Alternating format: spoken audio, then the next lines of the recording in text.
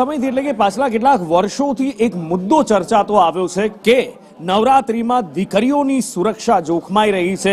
એક લવ જેહાદ એની પાછળનું કારણ ગણાવાઈ રહ્યું છે। ઘણા બધા આરોપો લાગી રહ્યા છે। તથ્ય શું છે શું નહીં એ છાશવારે સમયાંતરે સામે આવતું રહે છે, પણ એ ચિંતા વધી છે ગરબા આયોજકોની, માતા પિતાની, અને કેટલાક ગરબા આયોજકોએ એના જ માટે વિધર્મીઓને પ્રવેશ ન આપવાની સૂચના આપી છે ગરબાની અંદર, કે માત્ર ને માત્ર સનાતન ધર્મના લોકોને જ પ્રવેશ મળશે એવી કન્ડિશન રાખી છે। અને એના માટે ઘણી બધી જગ્યાએ એક અલગ અલગ પ્રકારના કંઈક નોર્મ્સ રાખી દેવામાં આવે છે અથવા કન્ડિશન રાખવામાં આવે છે। આવું જ કંઈક વડોદરાના નવલખી મેદાનમાં VNF ગરબા મહોત્સવમાં ક્રેડાઈ દ્વારા જેનું આયોજન કરવામાં આવ્યું છે, મોટા મોટા હોર્ડિંગ્સ લગાવવામાં આવ્યા છે, નો તિલક નો પ્રવેશ।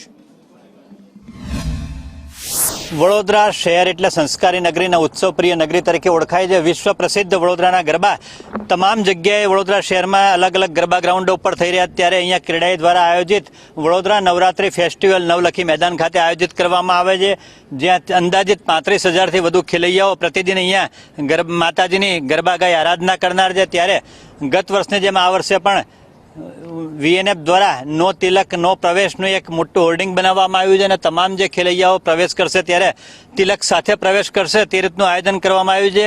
એક જ આશય છે તમામ ગરબા આયોજકોને કે કોઈ પણ બેન દીકરી અંદર હોય ત્યારે વિધર્મી દ્વારા કોઈ પણ પ્રકારની છેડતી કે અન્ય કોઈ બનાવ ન બને, તેના માટે અગમચેતીના ભાગરૂપે આ એક પ્રયાસ કરવામાં આવ્યો છે। અને આવા તમામ ગરબા ગ્રાઉન્ડો ઉપર આ રીતના ગરબા આયોજકો દ્વારા જો આ રીતનો એક સુગ્ન પ્રયાસ કરવામાં આવે તેવી પણ એક માંગ ઉઠી છે, જેથી કરીને બેન દીકરીઓ સુરક્ષિત ગરબા રમી શકે।